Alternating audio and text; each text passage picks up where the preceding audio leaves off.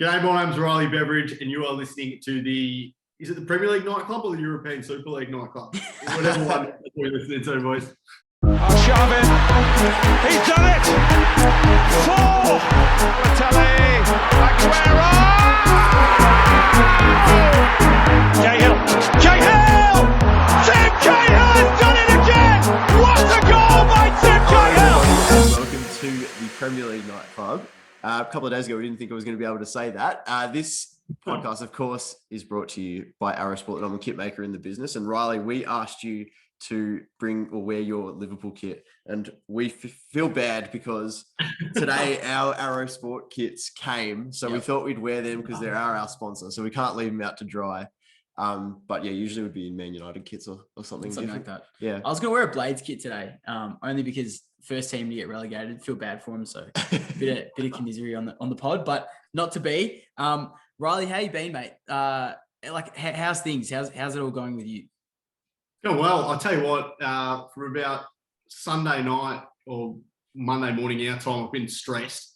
It's been a stressful 48 hours for me. I mean, I had to go through the rigmarole of trying to explain to my girlfriend why I was in such a bad mood for the last 24 hours and didn't quite understand what the concept was, and tried to put it to her as much as possible that everything that I love about the game of football has just been taken away from me in the space of 24 hours by one bloke who hasn't consulted on anyone apart from his finances and his backers from a financial point of view. She couldn't get her head around that. So it's been a stressful period, but it feels like now, given the events of the last sort of 12 hours, that everything's getting back on track. But just whether or not everyone's relationship with the game will ever be the same again, I think that's a legitimate concern to take forward, I reckon. Yeah, for sure. Yeah, there's so much to dissect, I think, in the aftermath of this, which we're definitely going to get into a little bit later in the pod. And of course, we'll discuss how you were feeling, say, 24 hours ago. But before we get stuck into the current events, which we certainly are going to, we just want to know, how did you why are you a Liverpool fan? How did you get into the world game? Well, I'm a Liverpool fan because when I was growing up, my best mate from primary school when I was 5 years old was from Liverpool. His whole family was from Liverpool. He sort of got me into the sport. My whole family has been massive footy fans, and obviously I'm a huge AFL fan as well. Work at afl.com.au, but and cover that for a job. But football's just been my passion away from that. It's been something where I've actually been able to be a fan from a young age and been able to follow Liverpool my whole life. I was lucky enough when I was 18 years old to move over there and live in Liverpool for a couple of years. I've gone back ever since and fallen in love with the city as much as I have with the football club. So it's always been something that's been very close to my heart, and it's something that I love and I have loved for the best part of 20 years. Beauty. Do you ever find that working for the AFL almost contests your love for the round ball game because of how much time you do spend sort of studying the game that we play in Australia? Not necessarily. What I've actually found is since I've been working full-time in the AFL industry, it's almost made my love for football and for Liverpool grow a bit more because of the fact that I'm so emotionally detached from clubs in the AFL because I'm covering them and I'm reporting on them. I'm trying to stay as unbiased as possible, that I can actually attach myself and attach my feelings to a football club and a sporting club in the sense that I can do that with Liverpool. So I've actually found that since I've been working in the industry the last 5-7 years, that I've actually really loved supporting and being an actual supporter of Liverpool even more. It's awesome that you went over there and lived there because, obviously everyone picks a Premier League team over here in Australia, and we've done almost 100 episodes of this podcast, and it probably comes up, 90% of the time that everybody has some sort of connection to a club, whether it be through a mate or whether it be through, their dad, mum, whoever. But at the end of the day, no one was really born in the city. And I think that's probably one criticism that overseas fans always get, which we're pretty critical of. But at the end of the day, everybody has a right to an opinion on that. But it's awesome to hear that you went over in there and lived there. Did you have any unique memories over there that, you'd want to share with us? Well, I was actually fortunate. The first time I went over there and watched actual football games was 2013-14 when Liverpool got so close. That was the year I was living there. I was going to home games every week. I went to a couple of away games. I did an internship at the Liverpool Echo, the local paper over there, and sat in on a couple of Brendan Rodgers press conferences. He was the manager at the time, obviously. So that was an incredible experience. Studying journalism at the time, I was studying over there when I was living over there. So studying journalism and knowing that ultimately that's someday what I wanted to do, and being able to see how it worked at such an elite environment. I'd seen how it worked at the AFL level, but see how it worked overseas and how their reporters and their press went about it was extraordinary. And then to be part of the thrill of witnessing a title chase as it happened and riding the highs and lows of that season, and it was extraordinary. And it was, I think that's when it really started sinking into me. Obviously, I'd loved the club my whole life, but that's when I started being more fanatical about it, I think, more than ever. Do you reckon maybe your time overseas influenced Mitch to go overseas and do his European trip? Well, I don't know, but can I ask you guys a question? When you had Mitch on the episode, what side did he say he supported? Because he barracks for about 15 different clubs across Europe. So I'm actually interested to see which one he went. Did he say Aston Villa or Manchester United? He said Manchester United. It was definitely like a Man United theme on the pod. Because he posted a picture at the Manchester derby. Yeah, in 2019 or whatever it was. Yeah. What a scumbag. Seriously. It was Villa until about 2017, I reckon. And then I reckon he changed again. And then he's back to United. But the other week I saw him walking around in a Leicester City jersey, and I had no idea who he actually supported. Oh, no. I said that's actually brought our whole podcast in disrepute, because he was like our second guest. And we've built the foundations. He's like of the only Man United fan we've had on as well, which is surprising. So yeah, geez, now we're gonna start the hunt again for a new United fan. But that's too what good. a disaster. He almost back on board the villains in the last 24 hours. He might have been. I've actually spoken to him or Cal about that, because I give him a lot of stick for it. But I think at the end of the day, his allegiances do lie at Manchester United. But I've been giving him a lot of stick recently, but they haven't been fighting back just about the European Super League and who's actually been driving it. So I haven't spoken to him the last couple of days, but I wouldn't be surprised if he's jumping ship. Has it been a popular discussion point around AFL House? A little bit. I find that the people who are actually interested in it are following it more so, but just the different ways that clubs in the AFL are run and operated and owned, and the way they carry out this sort of stuff. Like, obviously there's no parallels that you can draw, but I think it is something that any sport fan, it's such a significant story that any sport fan would be intrigued by the way it's actually happening and the way it's gone about. I mean, I've got a mate who's a massive basketball fan and was talking about the Euro League in basketball, which runs under a similar sort of model. And I mean, it's no surprise that Real Madrid and Barcelona, who have close affiliations with their basketball team and their football team, are driving the European Super League in this sense, because they're both part of the Euro League in basketball, which I think has 11 foundation clubs and then 7 other clubs from around Europe that can qualify every year. So it's no surprise that this model's taken shape as a result of them driving it in Spain and being 2 of the biggest drivers of it. I think that was one of the biggest points that I sort of came across on Twitter, was that I think it was the FIBA restructure, the Euro basketball, when it happened. And a lot of people were drawing sort of parallels to, that what was happening in Europe during that time when they restructured the league compared to what's happening now. But I think the key difference is that it's not all encapsulating, and it's further segregating rather than actually making, a standalone league, which is, serves as the competitive peak. And I think that was probably something that we agreed on, Damon, is that there's probably nothing really to actually draw complete parallels with, in that it's just so unique and so money driven. It's actually quite a complex issue to understand if you don't think, like, if we didn't all sit here and know football to that extra level, and we said, hey, let's watch, Arsenal versus Real Madrid or Barcelona versus Man United every second week. It's just like your initial reaction would be, yeah, like that'd be cool as. And then you think about it for a little bit more and you're like, well, hang on a minute. Well, how would that work?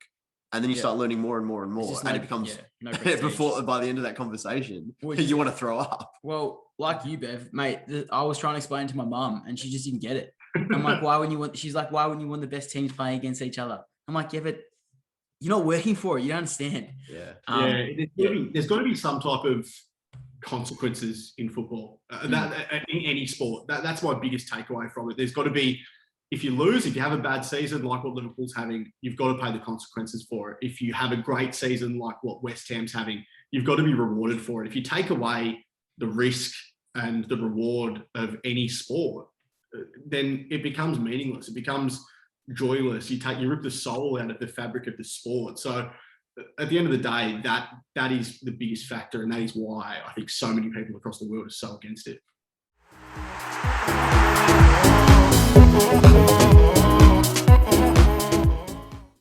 So I think, we probably put together enough context to sort of get into the Super League and what it sort of entails for world football at the moment. What I'm going to ask, Riley, is that give us a sec. We're just going to run through a couple of the details for people that haven't completely gone across it. So obviously the European Super League, Damo, was put in place was lodged a couple of days ago. And this is what you need to know. So the project was launched to rival the Champions League and the Europa League, which currently dominate European football. It would reportedly contain 20 clubs, with 15 of those clubs being permanent founding members, and then 5 qualifying annually based upon the criteria set by the founding 15. There were 6 clubs from the Premier League who were founders, 3 from the Italian League and 3 from the Spanish League. The founding members will be offered up to £310 million to join the competition. And to put into perspective, the Champions League qualification is only worth about £100 million per year. It was expected to kick off in the 2022-2023 season, so later half of this year. And the UEFA since have released a statement condemning the ESL, which led to most of the clubs being pulled out, obviously led by Chelsea and the stuff going on there. Riley, what did you actually feel when you woke up to this news? Because obviously I felt like we've been waking up to news and new headlines for the past 3 days. On Monday morning, when you sort of saw this going on, what was your initial reaction? Obviously, we've known about this and they've threatened this for such a long time, but the fact that they dropped it on fans, players, managers so unexpectedly at this moment. Speaking purely as a Liverpool supporter, I thought immediately that they'd betrayed the fan base, they betrayed the players, they betrayed the manager who brought everyone at the football club so much joy over the last 2 or 3 seasons. They had a game against Leeds to prepare for on Monday night. And I guess the first thing I thought of, knowing exactly what it would mean and what the consequences of joining this league would mean, my immediate thought was, do I put any any emotion? Do I invest anything of myself in this game against Leeds tonight? Because if we win, fantastic. We're still not going to win the league. If we lose, who cares? We're still going to be qualifying for the European Super League. And this is what I went back to. This is what I said before about needing consequence and reward in sport. Unless you are competing for the title or in the relegation battle, it takes away everything. So there's sides that, and the way the Premier League's fought at the moment in terms of the dominance of a select few clubs, and we can go into all that stuff if you want to, about how this situation's been brought and how the rich have got richer over a number of years through broadcast deals and the modernisation of the game. But where it is now, it's already so difficult for a club like Leicester to win the league. And that's what made them win the league such an incredible achievement. But it's already so difficult for them to win the league. So it requires near perfection to win the Premier League now. Liverpool won 97 points in the 2019 season and didn't win the league. So if you lose 2 of your first 3 games, almost automatically you can't win the Premier League. So then almost automatically for the remaining 35 games of the season, you're not competing for anything. You're competing for nothing. Football's just meaningless in that sense, because a club like Liverpool and their stature knows they're not going to get relegated if they've lost 2 of their first 3. They know they're going to pull themselves out of the fire eventually. But it means they're probably still already too far behind to win the Premier League. So there's no competition for them. There's no consequence for losing games. There's no reward for winning games. So immediately my focus turned to Leeds and thinking, this is just what football is going to be like now if this actually goes ahead. And that's where the worry came from. That's where the fear came from, and the anxiety that I think all of us as football fans felt over the next 48 hours. Yeah, your tweet sort of, in all honesty, sort of hit me quite hard because I was watching the game. Well, I woke up, I don't know, maybe in about the 70th minute. And so I was watching it, and yeah, I had a similar feeling, but obviously I'm not a Liverpool or Leeds fan. So I was watching it as a mutual, in all honesty, I just wanted Leeds to score to wipe out the Liverpool clean sheet, because too many people have Trent Alexander-Arnold in fantasy. But the other thing was, like, it was just when Leeds scored, you could tell the passion that Leeds showed was almost an anger that, like, it was a sense of justice when they scored. But then on the other hand to that, you could tell from the reaction of the Liverpool players. Look, I mean, you can't read into too much of body language. I know, maybe I'm reading too much into it, but there was this sense of just like, as you said, like, who cares? Like, I don't know, there were a few disappointed, but at the end of the day, it just felt so insignificant to not just what had happened the day before, but also what could potentially had happened. And yeah, there was that sense that decision, that announcement that came out during Monday morning or on Sunday night, it was almost like that actually killed the game for 48 hours. Yeah. And think about what that does, like to have that effect. I can't think of anything else that I've experienced. Like the game stopped for 3 months and it still didn't kill as much as that announcement did. Does that sort of make sense? Like we thought we'd experienced the most insane thing a year earlier and then that beat it easily. Yeah. I'd rather that Liverpool game not have been played. It was weird. Exactly. And the fundamental sort of aspect of ownership in a football club should be to help the club move forward. They did the ownership did the complete opposite ahead of that game. So there's been great reporting on The Athletic about it in the last 24 hours that Jurgen Klopp spent most of Monday working with the media team in terms of how he would address questions. He should have spent most of Monday preparing for the game on Monday night. Yeah. The ownership in what it did sabotaged preparations for a crucial game with 6 games left in the season, with the club fighting for something that is tangible, that's realistic, that's within touching distance for them. I felt betrayed as a fan, and I'm not a match-going fan. Obviously, I live on the other side of the country, but I felt betrayed on behalf of the match-going fans that they haven't been in the stadium for 18 months now. They're missing the one thing they love. They've had to deal with a whole bunch of other stuff where, I mean, from a Liverpool perspective, setback after setback after setback in terms of injuries this year. They've had games where a VAR official who's not even inside the ground is, in terms of the Merseyside derby, literally defining the match and making a decision that will impact the direct result of the match. Then you've got the players and the ownership who have not only had to deal with everything they've dealt with over the last 4 or 5 years, where they've won the league, they've won the Champions League, they've given the fans what they've wanted for 30 years, they've played through a pandemic, they've done this, but now all of a sudden James Milner's answering questions after a game. That's not his job. It's not Jurgen Klopp's job. I saw some criticism of Jurgen Klopp afterwards saying he didn't do enough. He didn't go out of his way to say he should have threatened to resign. He should have done this. He should have done that. It is literally not his job to be defending the actions of an owner who didn't even get his opinion on the issue. And that's what angered me about it. The ownership threw so many people under the bus. And I know we're recording this on Tuesday night. I know a couple of hours ago, John W. Henry, the Liverpool's owner, recorded a video and actually apologised. I don't think there's any way back for him now. I just can't see how that relationship between the playing group, between the management, between the supporter base is ever repaired. I think as soon as that politics is defined by monetary gain, then you just know that the game's in disrepute. And I think personally for me, what was, the most surprising from the Premier League was that they almost act like they haven't invited the owners into the Premier League in the first place. Like they've invited the Cronkies, the Glazers, the Hendry, Levy, all these guys, all these massive owners, Abramoviches as well. They forget that they invited them in to boost the capital of the game in the UK.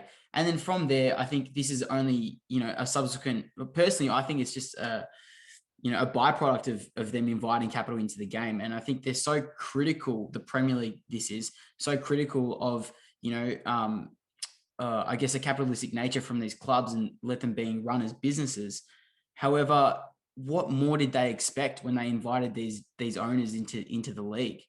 Personally, I mean, that's just my opinion, and that's why the ownership of all of these 12 clubs must have thought, we've pushed the boundaries on what we can get away with so much. And I think that's actually what influenced their decision to ultimately go ahead with this and drop the news on Sunday night. I reckon they thought, we've pushed the boundaries so much, if we push them again, no one's going to kick up a fuss. I think a lot of them were actually surprised that there was this much kickback, because for so long they've been able to do what they want and get away with it. From a Premier League perspective, and the reason why I don't think you could have ever let the 6 clubs back into the Premier League if they created a standalone model is because, as you mentioned when you were describing what it was, they're getting £300 million per year on top of that. So the Premier League would have never been an evenly fought sort of battle between 20 sides ever again. Not that it is now. Exactly. They've already pushed it to the very extreme, and they want to go even further. And I feel sick to my stomach thinking that the 6 English clubs thought they could get away with it. And it makes me feel even worse when I think about sides like Inter Milan and Real Madrid, who are hundreds of millions of euros in debt through their financial mismanagement, and thought that the way of solving their own financial mismanagement was by bringing in more finances. They should have to pay the consequences for what they've done over the last 20 years. And instead of that, they tried to circumvent an issue, go another way, and capitalise on the work that hundreds of clubs around Europe have done to get to this point. Can you imagine if fans were in the stadiums? Do you think they even would have made this decision or come out now if there were fans in the stadiums? No, and that's why it's another act of cowardice for me, because and I think they've taken advantage of the fact that there are no fans and they won't face backlash, and the backlash will come from social media. I for one, don't, as I mentioned before, I don't think they thought there'd be this much backlash. I think they completely misjudged that. And to try and capitalise on the fact that people are missing out on football because of a global pandemic is just another really cowardly act, I think. I think another one of the things that really pissed me off is that they even admitted that the reason why they're doing it is to offset the financial loss from the pandemic, which I thought, and that's something that Florentino Perez came out and said in his press conference regarding the ESL, was that, the major driver was financial gain. Yeah. The game is not about financial gain. It's about the fans. That was a hard watch. Seeing the recap of that, honestly, it made me sick to the stomach that people actually agree with Perez. The big 6 owners, they look to him and say, yeah, you know what, we agree with you. Let's segregate to make money. And this is why, within the 6 English clubs in particular, I think they also misjudged what the other one and what the other club's priorities were as a result of this. So you've got Chelsea and Manchester City, who did it purely, well, based on the reporting I've read, purely because they didn't want to get left behind. You've had Manchester United and Liverpool, who are both US-owned companies, and to a certain extent Chelsea, but both Arsenal, all 3 are US-owned football clubs. And I think what they've seen is the way that, certainly in Liverpool's case, the Boston Red Sox and the way they're run in the MLB, certainly the way NBA and NFL sides are. It doesn't matter how poorly across a season an NFL or a baseball or a basketball team goes, the revenues are exactly the same. And it's a similar story in the AFL to a certain extent, but the revenues are the same. I think they've come from those different backgrounds and they've come into the English football and they've thought, hold on, how come we're finishing 3rd and losing money? Or how come we're finishing 4th and losing money? Whereas in the NBA, you can finish 14th and you know exactly what your revenue is going to be. It's such a volatile industry in football that I think they've come in with that background. So automatically, there's 2 opposing trains of thought. That you've got Chelsea, Manchester City and Chelsea, who don't want to get left behind. You've got these 3 US-owned clubs that want it for this reason. Then you've got Tottenham, who God only knows why they're there in the first place. But they're purely because they've got a shiny new stadium that they think they can sell out when fans are allowed back in the stadium. But who knows when they are going to be allowed back in. Immediately there was different viewpoints, and I don't think they ever got together on an official level and worked this out entirely. And I think that shows in the fact that no one knows how the 5 extra clubs are going to enter the league. No one knows how the women's competition was supposed to replicate it. No one knows who the 13th, 14th and 15th sides that were always going to be there, who they are. So I think it's pretty clear to see why it fell on its ass so quickly. Yeah, I think the fact that you mentioned sort of the US connection there as well, and especially in hindsight, looking and seeing that JP Morgan was going to come out and be the main financier of the league, it just sort of suggests that there was, a US little think tank between the top 6 leagues and the top 6 owners, which had US connections. And obviously, I don't know if you're aware, but I think it was Ed Woodward, used to work for JP Morgan as well. So, it just suggests that they're trying to replicate that model and bring it to Europe when, it's like, it just wasn't going to work. and it's not lending itself to the culture of European football as well. So yeah, I think I'm so glad to see the back end of it. Tell you what. Just to touch on something you mentioned, Riley, it was about like how the league placings determine, financial gain or loss and whatnot.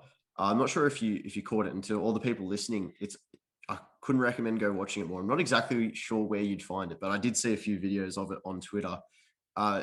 Basically, I assume it was a lead reporter for Sky was talking about he had a connection in one of the big six clubs. He wouldn't say who it was or which club. It is. And some of the things that were being reported were honestly like just astonishing about how these American owners specifically can't understand the concept of relegation. They can't, so they knew they wouldn't be able to get relegation out of the Premier League. So instead they just create a new league. I guess that's another way of explaining it to someone. And yeah, the concept of, like you said, hang on, we're finishing 4th out of 20 teams and losing money. How does that make sense? They hated the fact they were putting money in and not getting a sustained amount back. They hated the uncertainty, which unfortunately, like that, you can have your opinion on that, but there's a sense of just bad business. If you don't know what you're getting into, don't spend billions and billions of getting into it in the first place. Like, I just don't understand how that can happen. And the whole prospect of this struck of bad business. So there's that. There's the fact that if you don't like the fact that you could be losing money based on a 4th place finish, I mean, if you're investing billions of dollars into a football club, you'd imagine that you'd have some idea of how it worked and how the revenue stream in a club worked. I mean, so firstly, who's advising them on that? I mean, if you don't like that model, don't buy into football. It's as easy as that. Secondly, I think it was Rory Smith, who's from the New York Times, put something on Twitter, which I just couldn't stop laughing at last night. But just saying, they hired a PR for the European Super League. How did they lose the PR battle so badly? What are they paying these people for? Oh, that's horrible. This is like another thing that struck. Everything seems so badly planned and so badly thought out. And as I said, it honestly, in hindsight, because I think everyone was in the moment so much and so worried for the future of their football clubs, but 2 or 3 days on, in hindsight, it's so easy to see how this fell over so quickly. I feel as if they almost went in with the mindset of, we'll put this out there and we'll wait for people to come to us and say, we want to be part of this league. Yeah. And that's why they hadn't filled, those last 3 founding spots, is because I think they were waiting for people to go, oh, well, the capital benefit's going to be so big. We need to get in and join, these powerhouse teams.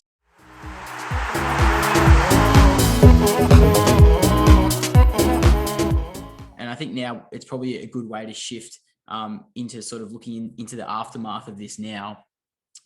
We talked before about the owners and sort of, how that works in the Premier League.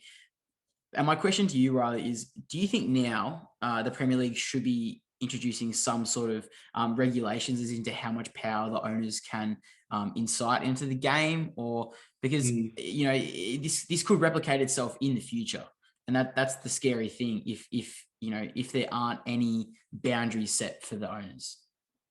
The scary thing for me is that it already has replicated itself.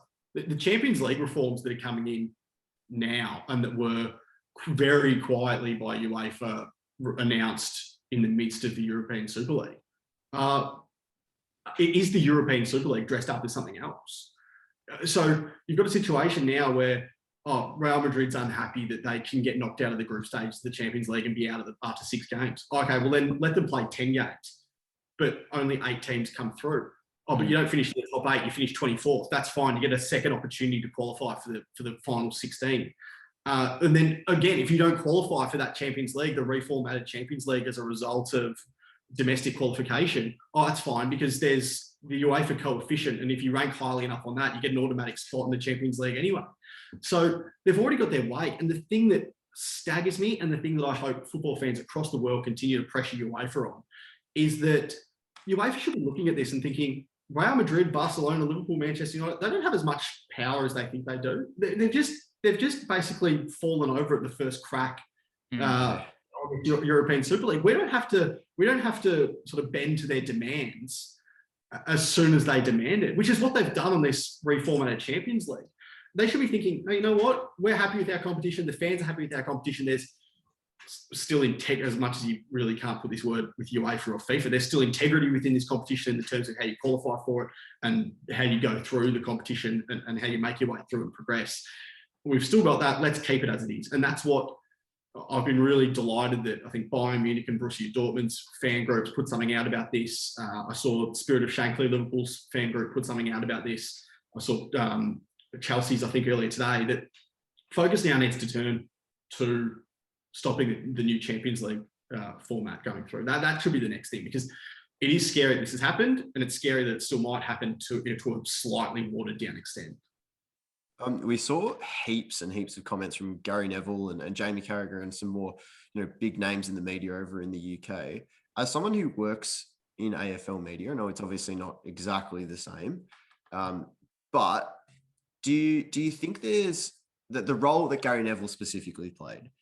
Look, I'm not going to. We can't sit here and say he was the man that saved us all. It was definitely just a football effort in general. Like, everybody in the game sort of had that influence. But do you feel like, there's still a role now for those individuals in the media to say protect make sure the new Champions League doesn't go ahead, or at least the way it's being planned? Are you surprised with the amount of power that maybe the media individually per person has over there in the UK? Potentially. And I think it's perhaps more so when it is a legend of clubs that are involved. So whether it's Gary Neville and his associations with Manchester United, or Jamie Carragher and his associations with Liverpool, I actually think a lot of it, what tipped the scale in favour of the European Super League not going ahead, is Sir Alex Ferguson speaking out against it, and Kenny Dalglish speaking out against it this morning. I think once that happened, I personally didn't feel like there was any way back, because Kenny Dalglish, for all his time in football and all his time out of football, his voice still carries a lot of weight inside and outside of the club. It's the same with Sir Alex Ferguson. I don't think anything happens at United still without Sir Alex Ferguson knowing about it or having his say on it. So I think when that happens, I think influential people inside the media can have an influence on that sort of stuff. But I think in this instance, the likes of Jamie Carragher and Gary Neville have just virtually done what their job is to do when they're putting forward an opinion like this, is they've listened to the fans, they've formed an opinion on it, and they've transmitted that on a broader scale. That's essentially what their job in this should be. I think if they were going out and saying, "Oh, supporters love it," they're not doing their jobs because they're not reporting the right facts. I think they could understand that over an overwhelming amount of people who are against this, and they just sort of relay their views onto a global audience. Yeah. Well, I mean, Gary Neville did come and say that, as a punishment, all the top 6 teams should have points deducted. You should put them on the bottom of the league, and you should be penalising them financially. In terms of the punishment of this, do you think there should be a punishment, or how do you sort of see the Premier League tackling this, or what do you think should actually happen? I reckon if they'd have gone ahead with it, yes. I think now they come back with their tails between their legs a little bit. But the thing about punishments, which I sort of have second thoughts about, is that you could evidently see that whether it was Jurgen Klopp, Ole Gunnar Solskjaer, Thomas Tuchel at Chelsea, Pep Guardiola at Manchester City, the way they spoke about it over the last couple of days, they had no idea this was happening. Yeah. The playing group had no idea this was happening. Jordan Henderson rallied all of Liverpool's players to post on social media last night and say it shouldn't happen, and they were against it. Jurgen Klopp said he was against it. So in my view, why should the playing group and the management be punished as a result of one man's decision? So whether or not you believe him or not, John W. Henry comes out today and says that it was he's solely responsible for it. Now, I think there would have been a cohort of people in Boston that would have, and this is just my opinion, that would have known about it. I'm not sure how many people in Liverpool or in their London base would have known about it. I think it was a decision that was made purely out of Boston, in my opinion. And that's just from reporting, from what you can gather, from listening to people, that's the sense that I get. So should the people in Liverpool be made to pay for that? I'm not sure. And punishing them if they had have actually gone through the European Super League, would it have mattered? I mean, at the end of the day, whether or not they finish 14th or 3rd wouldn't have made a difference. Unless you're in a title race, it wouldn't have made a difference. So I'm not sure how you go about it. I personally think it's a financial punishment, because that hurts the pockets of the people who made the decision. But I think also, and within this entire argument, I think you need to differentiate the club from the owners. This wasn't a Liverpool decision. This was a John W. Henry decision. It was the same with Manchester United. It wasn't a Manchester United decision. So you shouldn't be blaming Harry Maguire or Ole Gunnar Solskjaer for it. Yeah. This was a Glazer family decision. And I think you need to punish the people who it's going to hurt. You need to punish the people who deserve to be punished. And the way you do that, I think, is through financial measures. I think that really probably transcends with me because, obviously Graham Souness came in and said, if you're hurting the club, you're hurting the fans, and then you hurt the players. It's not just because you penalise the club doesn't mean you penalise the owners. It actually works in the reverse way. You actually penalise everyone that supports the club, everyone that makes the fabric of that club. So honestly, I actually couldn't agree more with you in that sense, in that the penalty should be financial at the owners rather than the clubs themselves. So, yeah. It's a really delicate issue from now on. And hopefully we never see anything like this, happen again, but that's easier said than done. Unfortunately, it doesn't seem like it's going to go away. And I think we're going to see the aftermath of this go on for the next year or two, in all honesty. Yeah. Like, this will be mentioned for months to come at least. So it's funny because on this podcast, we usually take a little bit less of a serious view, especially in the last, since COVID hit, we've sort of changed the podcast to have a little bit more fun with it because, these sort of discussions can sometimes drag on a little bit, but this one I could talk for hours. In all honesty, I could talk for hours about this. And I think we said it. So yeah. You guys need to get me on to talk actual football one day. I'd love to just talk actual. Yeah, seriously. 100%. As United's going, I'd love to talk about that. So get me on one day and we can talk about that. I feel like I've brought the whole mood down. No way. This discussion needed to happen because we're, in all honesty, like, outside of the pod, we've been super busy. So we weren't even going to do a podcast this week, but when this all dropped, we dropped everything and we came on. But now it's time to get stuck into some more fun stuff, just for 5 or 10 minutes to end it, because we can't do this the whole time. The viewers or the listeners, I should say, will not like it. No, I haven't, I need a pump up. I can't finish on this. Yeah, it's a bit depressing.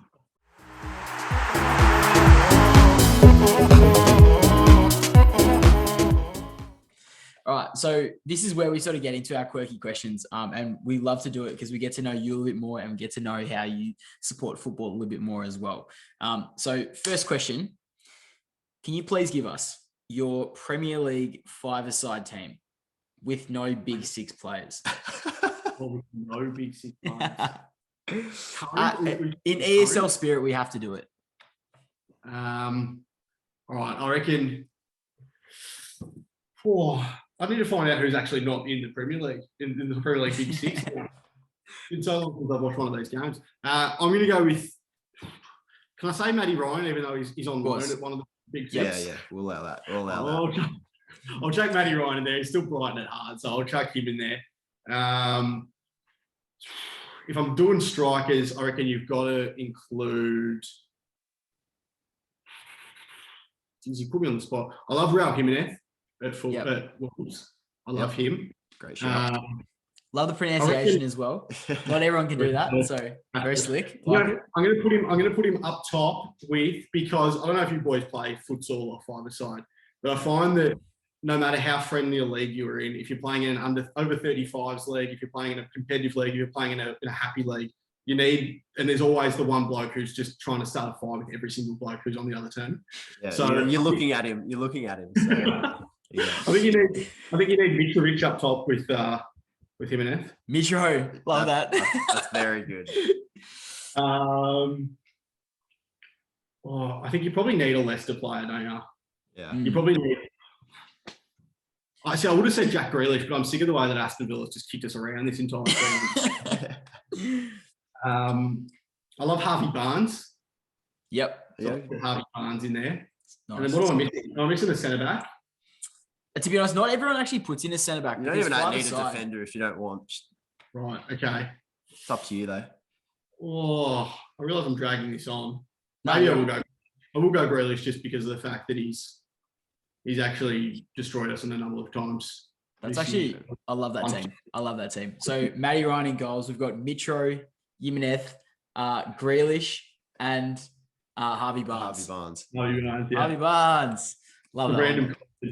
That's awesome. I've wanted Liverpool to sign Harvey Barnes for that long, because I think he could do a job for us on a left flank cutting inside and being that. Hey, you've got Yoda. Why do you need Army Buns on the left as well? We need an upgrade on Divock. I think we need summer, so he'd be the one off the bench, I reckon. All right, next up, if you could have dinner with one Premier League player, who would it be and why? Past or present? No, we'll go present. I'll go present. Sure. Present. One Premier League player. I'd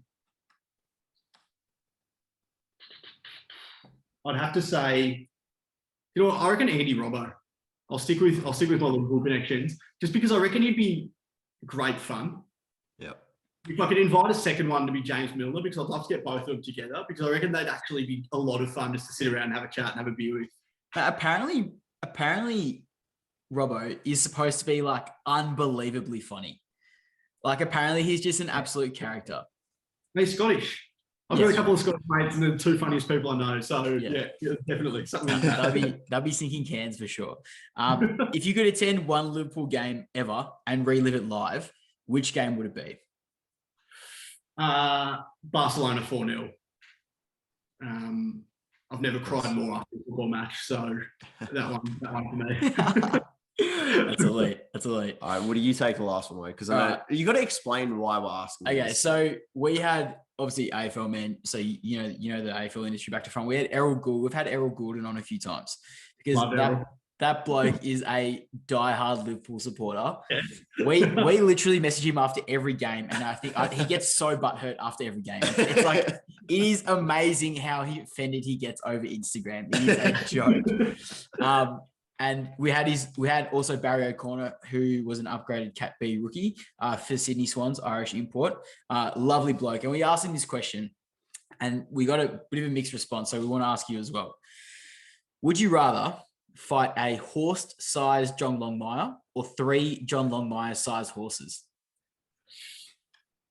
I wouldn't want to fight. John Longmire is like one of my favourite people in footy. And one of the best people in footy. So I feel bad answering this because of the fact that I don't John Longmire full stop. One John Longmire-sized horse. Okay. I always go with the one in this scenario. You don't want to get overwhelmed. Keep it simple. Have one thing to focus on. I get distracted easily, so there'd be things going around. I love how he's going with a tactical approach as well. It's awesome. I'm pretty sure Errol and Barry's answer was like, "Oh, John Longmire's just too much of a dad, so I don't think we could fight him." One more thing, Riley, before we do a little bit of an outro, we hear all the time. I'm big on this. I've mentioned this to Errol when he was on the pod, and I've given him a task, and that task is to sort of lift the game, the world game in the AFL community. So like, you know, Adam Treloar, Scott Pendlebury, they're great guys. Love listening to them, whether it be on, after a game or on Fox Footy, wherever it might be. But I'm sort of sick of hearing about how many like NBA tops Treloar has, or like how Scott Pendlebury used to play basketball. Like, how about like David Zaharakis is a massive Man United fan? Yeah. Like, why do I only know that like recently? I should know that from the Channel 7 commentary team. I'm sick of hearing. Oh, he's got the basketball background, so he must be good at. Like, he just comes into the game. Like, how come there is not like a soccer background that comes into the game? You know what I mean? Yeah, like we want you to lift, like start mentioning a Premier League, something Premier League in your match day articles or something like that. Just a lot of pressure. We got Sam Draper, who was Essendon's ruckman, who was a Cat B rookie because he played soccer growing up. Yep. Ivan Maric was a big one. Yeah. Same with Oleg Markov. Yes, they both were. Yep. Bryce Gibbs was a good Liverpool supporter back in the day, but he's obviously retired now. We definitely need more. Yeah. I'll tell you who surprised us the most. Warren Treadray. Yeah. Do you follow him on Instagram? He posts about Arsenal all the time on his stories. Every match. Do you know? There's another good one. It's just escaped me though. I had it in the back of my head. A good soccer fan that always posts about it. You better not say one of the GWS boys. I'll be pissed if you say one. Yeah, the GWS boys love. Toby Green likes his Premier League. I think. Yeah, and Cobbs obviously. Cobbs is a big Juventus fan. Yeah, there are a couple though. I do need to think more about it and find more That's the one I was going to say. Ben Keys at Adelaide. Really? So Ben Keys at Adelaide we get stuck into him on exchange all the time because we call him Pidgeot, who's the Pokemon character, because he has the haircut. And you posted on Twitter too many times. Right? It's so funny. He messaged us on Instagram once saying he actually got the haircut inspired by Jack Grealish. Oh, that makes sense. Yeah. That makes sense. That's So, good. I'm not sure if he's an Aston Villa fan or what's it got. But another thing, he actually tweeted on Monday morning being like, can't believe the European Super League. Like, so he must be a football fan. That's elite. We're going to try and get it out of him. He must be a football fan, I reckon. Oh, well, if we ever get him on the pod, we'll get you on as well. Yeah, we can have a chat about it. Love that. That'd be elite. All right, Riley, I think that probably brings this show to a wrap. We're definitely going to have you on again so we're not as depressed in another episode. But yeah, mate, thank you so much. You're actually a media idol for us, so massive pleasure to have you on. Don't mean to pump your tires up too hard, but Keep going. What we'd love to do when we have a guest on the pod, we'd love you guys to do the intro, but then we'd love you to do the outro as well. So just say, guys, thank you so much for listening to the Premier League Nightclub. Like, we'll go ahead and do our like social media plugs and whatever. And then, do you mind if we give you a point and then you can just say what you want? Go for it. Yeah. Alrighty. Alrighty, this wraps it up now. If they want to hit us up on the socials, where can they find us? Guys, you can find us on Insta at Premier League Nightclub. You can find us on TikTok at Premier League Nightclub. And Damon, where can you find us on everything else? Find us on Twitter at PL Nightclub. Search the Premier League Nightclub on YouTube. We'll be there. Pretty much on any other Spotify, any other podcast platform, we'll be there. We're on, what else? What are we on? We recently actually got added to Google Podcasts. It's taken me ages to get us on there, but we are on there. Anyway, yeah, please chuck us a subscribe or follow. We've actually, I don't know if I should be saying this on air, but we got really close to a landmark amount of subs on Spotify. And then within a week, we lost a few. So we've like a bit far off it again, which I'm pretty flat about. So if anyone's listening, telling Riley this, mate. I know, but like maybe we did something wrong in the most recent episode because we lost a few. I was pretty flat about that. But anyway, no, it's a call to the people to get some more subs and follows going because it really helps us out. Make sure you click like on the YouTube video as well. Finish the pod. Come on, Riley, take it away. All right, I've been Riley Beveridge. You've been listening to the Premier League Nightclub. Sorry to bring you down about European Super League, but don't forget, there's one thing that's important. That's the Reds. Oh, no.